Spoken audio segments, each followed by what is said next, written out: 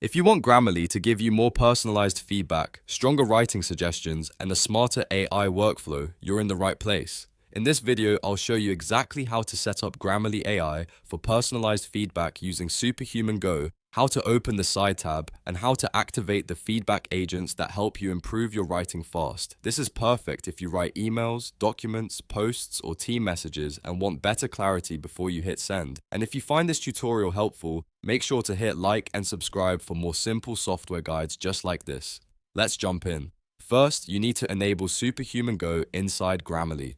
To do that, open your browser and click the Grammarly icon in your browser toolbar. This works in Chrome or Edge, and it will open your Grammarly extension settings. Once the settings panel appears, look for the section labeled Our New Experience. Inside that section, you should see a switch that says Use Superhuman Go. Turn that switch on. This is the step that unlocks Grammarly's newer AI-powered experience and gives you access to the side panel with all the agent tools. After enabling it, the next step is to open the side tab. Move your mouse over to the right edge of your browser window and wait for the Superhuman tab, also called the notch, to appear. When it shows up, click it. A slide-out panel will open on the side of your screen, and this is where Grammarly's digital bench of AI agents lives. Think of it like a quick access workspace for writing help, feedback, and smarter review tools. Now that the panel is open, you can start using the feedback agents. The first one to look for is Proofreader. Click Proofreader to run an all-in-one check on your active document. This agent automatically scans your writing, identifies grammar issues, checks phrasing, and gives you one-click suggestions to make your draft cleaner and more polished. If you're editing an email, a report, or any other piece of writing, this is one of the fastest ways to improve it without doing every correction manually. Next, look for reader reactions. This agent is especially useful because it helps you see your writing through someone else's eyes. Click Reader Reactions and choose an audience type, such as manager, client, or teaming partner. If none of those match your situation, you can also create a custom profile. Once selected, the agent will analyze your writing and show you what your audience will understand easily, what may confuse them, and what questions they might ask before you send it.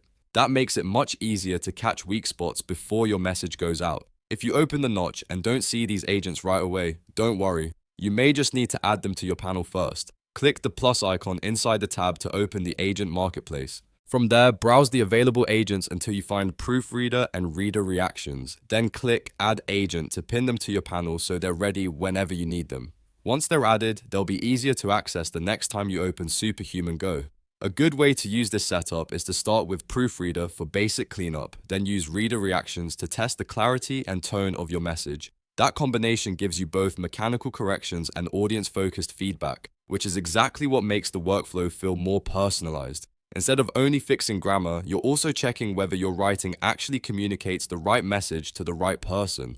Before you wrap up, take a moment to explore the side panel and get familiar with where everything lives. The more you use these tools, the faster you'll get at turning rough drafts into polished writing. And if you're working across emails, documents, or collaboration messages, this can save you a lot of editing time while improving quality at the same time. If this tutorial helped you set up Grammarly AI for personalized feedback, don't forget to like the video and subscribe for more step-by-step software tutorials. Thanks for watching, and I'll see you in the next one.